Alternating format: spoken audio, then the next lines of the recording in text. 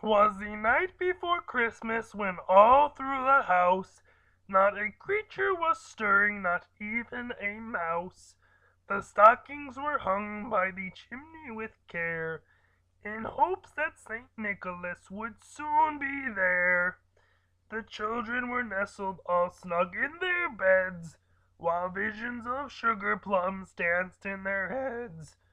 And Mamma in her kerchief, and I in my cap, had just settled our brains for a long winter's nap, when out of the lawn there arose such a clatter, I sprang from the bed to see what was the matter.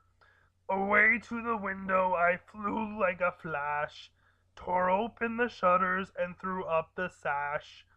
The moon on the breast of the new fallen snow gave the lustre of midday to objects below, when what to my wondering eye should appear but a miniature sleigh and 8 tiny reindeer, with a little old driver so lively and quick, I knew in a moment it must be Saint Nick.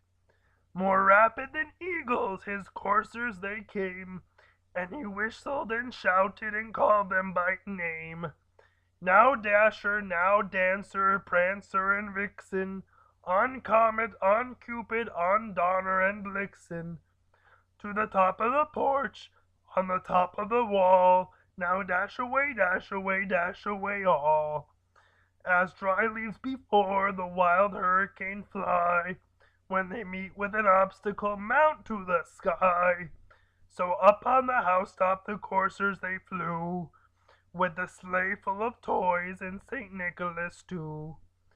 And then in a twinkling I heard on the roof the prancing and pawing of each little hoof. As I drew in my head and was turning around, down the chimney St. Nicholas came with a bound. He was dressed all in fur from his head to his foot, and his clothes were all tarnished with ashes and soot. A bundle of toys was flung on his back, and he looked like a peddler just opening his pack. His eyes, how they twinkled, his dimples, how merry, his cheeks were like roses, his nose like a cherry. His droll little mouth was drawn up like a bow, and the beard of his chin was as white as the snow. The stump of a pipe he held tight in his teeth, and the smoke it encircled his head like a wreath.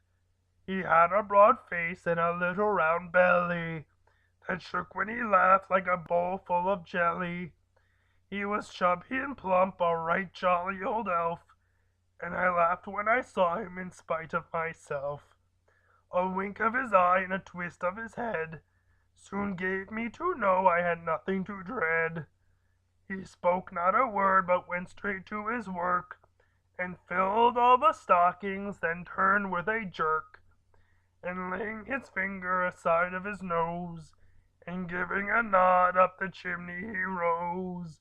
He sprung to his sleigh, and to his team gave a whistle, and away they all flew like the down of a thistle.